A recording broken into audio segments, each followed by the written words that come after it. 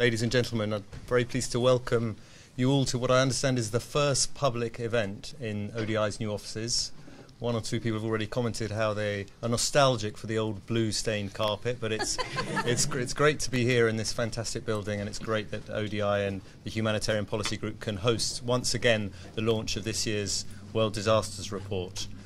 Before I say a word about the World Disasters Report, just to comment that we have at least 120 people joining us online, and I hope that they will be able to participate through contributing questions or comments that will be fed into me here, and I'll do my best to represent some of their questions and participation in the discussion.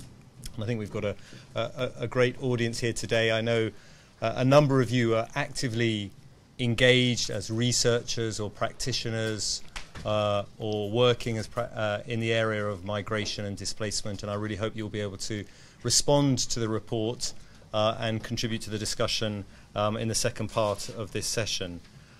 Just a housekeeping point: if the fire alarm sounds, everyone should make their way out through the doors by ODI's reception and out onto Blackfriars Road, but I hope that won't be necessary. I'd like to just start. My name's David Peppiatt from the Red Cross. I'd like to start by just saying a few words about the report before introducing the panel today.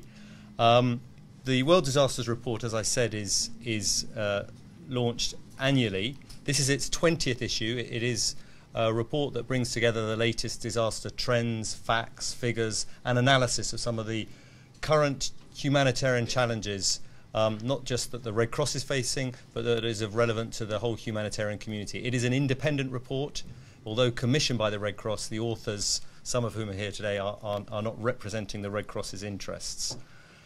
The report also contains a rich resource at the back that is referenced very widely, the CRED disaster database, the MDAT database. It's an excellent resource that's gathered disaster data now from 1900 of over 20,000 disasters. Facts, figures, the impact and the occurrence and frequency, so that I would really commend to you.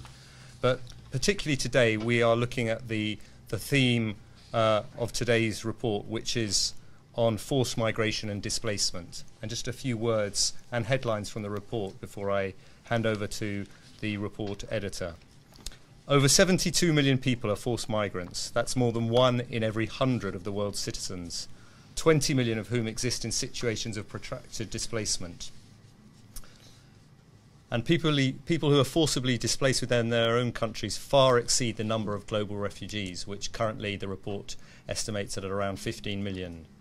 And while these numbers alone demand attention and are a source of debate, it's the human costs, the true human costs of forced migration, which require urgent solutions and decisive action. Those who have crossed borders but are not registered as refugees are often in precarious situations, facing dangers of exploitation and abuse on reaching their destinations and unable to access basic welfare services. The report highlights the many different forms of vulnerability faced by migrants depending on the nature of their displacement, their legal status, and their experiences in their host community. It explores the increasingly complex drivers of migration and displacement, including conflict and violence, disasters, political upheaval, climate change, urbanization, economic factors, and development projects. The phenomenon of migration is truly complex, multifaceted, with no simple categorization or determinant of who the migrant and displaced is. So a word on why this report and this theme is of particular importance to the Red Cross. This is a priority issue of humanitarian concern to the international Red Cross and Red Crescent movement.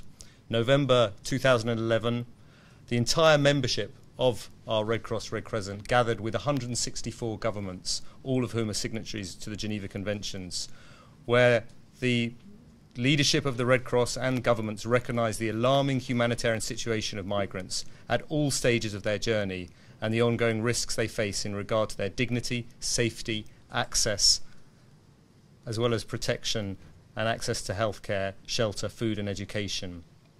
And at our international conference, the delegates and the leadership of the movement reaffirmed the role of national societies in providing humanitarian assistance to vulnerable migrants irrespective of their legal status.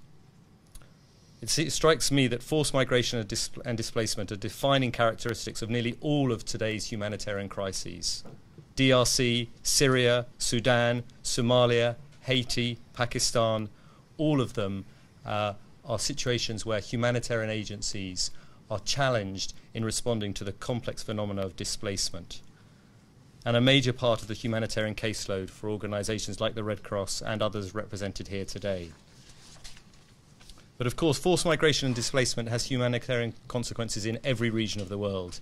Here in the UK, the British Red Cross provides advice and orientation assistance to asylum seekers and refugees at all stages of the process, and emergency crisis support for those that become destitute.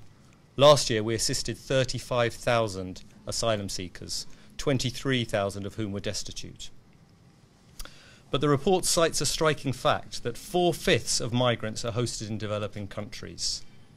People flee conflict and violence, often only to find themselves in almost equally unstable situations. Ivorians in Liberia, Afghans in Pakistan, Iraqis in Syria, or the bulging numbers of IDPs in DRC, Sudan, and Somalia. While the report highlights the complexity and concerns regarding migration and displacement, it's important to note that the report also highlights the positive aspects of migration. What is important is the focus on the experience of forced migrants themselves, their vulnerabilities, their strategies, their capacities, and by building on this, appropriate support can be provided. And I'm sure these, amongst other issues in the report, will be highlighted by our panel today. I'd like to briefly introduce the panel. I'm delighted that we're joined by Roger Zeta, Dr. Roger Zeta, who is the report's main author. And Roger, his academic and policy work has been conducted in 4 broad areas: impacts of the humanitarian regime on refugees and asylum seekers, refugees, migrants and society, land and shelter, environmental change, livelihoods and displacement, all of which are touched on in different ways throughout the report. And then we'll hand over to Dr. Sara Pantuliano, who's head of the Humanitarian Policy Group here. And Sara's current work focuses on dimensions of displacement, particularly the role of land in return and reintegration processes and displacement in urban contexts. Sara will draw on the ODI's research as well as her own contribution to the report on urbanisation and displacement. And then finally, Dr. Nando Sigono, who is a senior research officer at the Refugee Studies Centre. And Dr. Nando is currently working on research on statelessness, diasporas and immigration, and citizenship regimes in the EU. He will discuss the displacement implications of the Arab Spring and focus in particular on some of the humanitarian implications and recommendations for humanitarian action. So I'm going to hand over to Roger and welcome the panel to speak to us today.